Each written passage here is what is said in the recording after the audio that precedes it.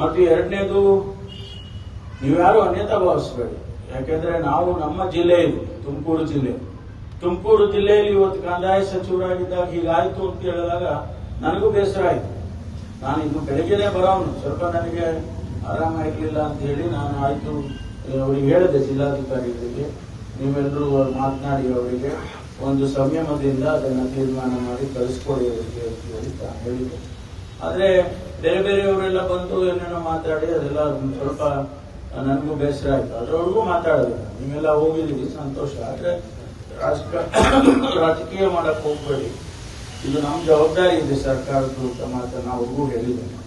ಇವತ್ತು ನಾನು ಒಂದೇ ಮಾತು ಹೇಳ್ತೀನಿ, ಕೊನೆಯದಾಗಿ ನಾನು ನಿಮ್ಮ ಜೊತೆಯಲ್ಲಿದ್ದೇನೆ, ನಿಮ್ಮ ಸಮಸ್ಯೆಗಳಿಗೆ ಸ್ಪಂದಿಸ್ತೇನೆ ಅಂತಕ್ಕಂಥ ಮಾತನ್ನು ಈ ಸಂದರ್ಭದಲ್ಲಿ ಹೇಳೋದಕ್ಕೆ ಬಯಸ್ತೇನೆ. ದಯಮಾಡಿ ತಾವು ತಮ್ಮ ಪ್ರತಿಭಟನೆಯನ್ನು ವಾಪಸ್ ತಗೊಳ್ಳಿ. ನಾವು ಸರ್ಕಾರದಲ್ಲಿ ನಿಮಗಾಗಿ ನಾವು ಇದ್ದೇವೆ.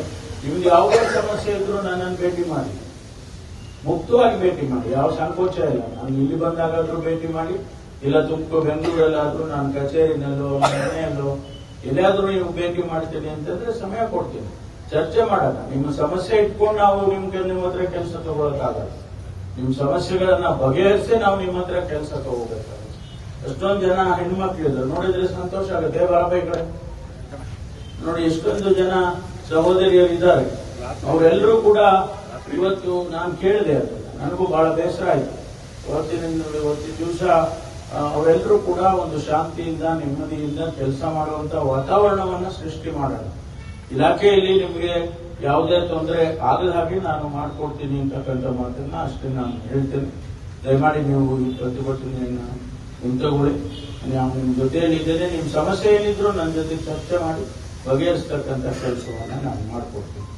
ಅನಾರೋಗ್ಯ ಸಮಸ್ಯೆಯ ನಡುವೆ ಕೂಡ ಪ್ರತಿಭಟನೆಯ ವಿಚಾರವನ್ನ, ಜಾಸ್ತಿ ಅನಾರೋಗ್ಯ ಸಣ್ಣ ಅನಾರೋಗ್ಯ, ಸಾಹೇಬರಿಗೆ ಮೈ ಹುಷಾರಿದ್ದಿಲ್ಲ, ಹಾಗಾಗಿ ಕೂಡ ಇಲ್ಲಿ ನಡೀತಿದ್ದಂತಹ ಪ್ರತಿಭಟನೆ ಮತ್ತೆ ರಾತ್ರಿ ತಾವೆಲ್ಲರೂ ಇಲ್ಲಿದ್ದಂತಹ ವಿಚಾರ ಎಲ್ಲವನ್ನು ತಿಳಿದು ಬಂದು ಸ್ಥಳಕ್ಕೆ ಮನವಿಯನ್ನ ಸ್ವೀಕರಿಸಿ, ಏನು ನಮ್ಮ ಪ್ರತಿಭಟನೆಯ ಮನವಿ ಇದೆ ಆ ಮನವಿಯನ್ನ ಪರಿಶೀಲಿಸಿ ಕ್ರಮ ಜರುಗಿಸುವ ಭರವಸೆಯನ್ನ ನೀಡಿದ್ದಾರೆ. ಹಾಗೆ ಇಲಾಖೆಯಲ್ಲಿ ಇರತಕ್ಕಂತಹ ಎಲ್ಲ ನಮ್ಮ ಏನು ವೃತ್ತಿಪರ ಸೌಲಭ್ಯಗಳನ್ನ ಪಡ್ಕೋಬೇಕಾಗಿದೆ, ಅದರ ಕೆಲವು ಸಮಸ್ಯೆಗಳಿರುತ್ತೆ. ಆದ ಸಮಸ್ಯೆಗಳ ಜೊತೆಯಲ್ಲಿ ಕೂಡ ನಾನು ಇರ್ತೀನಿ ಅಂತಕ್ಕಂಥದ್ದನ್ನ, ಮತ್ತೆ ಯಾವುದೇ ಸಮಯದಲ್ಲಿ ಬಂದು ನಿಮ್ಮ ಸಮಸ್ಯೆಯನ್ನ ಚರ್ಚೆ ಮಾಡಲಿಕ್ಕೆ ಬನ್ನಿ, ಅದನ್ನೆಲ್ಲ ನಿಮ್ಮ ಸಮಸ್ಯೆ ನಿಮ್ಮಗಳ ಜೊತೆ ನಾನು ಇದೀನಿ ಅಂತಕ್ಕಂತಹ ಮಾತನ್ನ ಭರವಸೆಯನ್ನ ಕೊಟ್ಟಿರ್ತಕ್ಕಂತಹ ಸನ್ಮಾನ್ಯ ಉಪಮುಖ್ಯಮಂತ್ರಿಗಳು ಪರಮೇಶ್ವರ್ ಸರ್ ಅವರಿಗೆ ನಿಮ್ಮೆಲ್ಲರ ಪರವಾಗಿ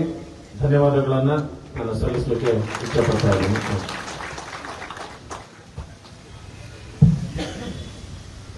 ಸನ್ಮಾನ್ಯ ಉಪಮುಖ್ಯಮಂತ್ರಿಗಳ ಭರವಸೆಯ ಮೇರೆಗೆ ನಾವು ಏನು ಕುಮಾರಿ ಭುವನ ಅವ್ರನ್ನ ಕಳ್ಕೊಂಡಿದ್ದೀವಿ, ಅವರ ಕುಟುಂಬಕ್ಕೆ ದೊರೆಯಬೇಕಾಗಿರ್ತಕ್ಕಂತಹ ಎಲ್ಲ ಆರ್ಥಿಕ ಸೌಲಭ್ಯಗಳು, ಅನುಕಂಪದ ಆಧಾರದ ನೇಮಕಾತಿ ಇರಬಹುದು, ಹಾಗೇನೆ ಸಾವಿಗೆ ಅಧಿಕಾರಿಗಳ ಒತ್ತಡ ಕಾರಣವಾಗಿದ್ರೆ ಅವರ ಮೇಲೆ ಕ್ರಮ,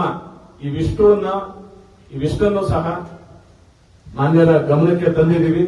ಅದಕ್ಕೆ ಸೂಕ್ತ ಭರವಸೆಯನ್ನ ಕೊಟ್ಟಿದ್ದಾರೆ. ಅವರ ಭರವಸೆ ಮೇರೆಗೆ ಈ ದಿನ ಇಲ್ಲಿ ನಡೀತಿದ್ದಂತಹ ಈ ಪ್ರತಿಭಟನೆಯನ್ನ ವಿದ್ಯುಕ್ತವಾಗಿ ಹಿಂಪಡಿತಾ ಇದ್ದೀವಿ. ಎಲ್ರಿಗೂ ಧನ್ಯವಾದಗಳು.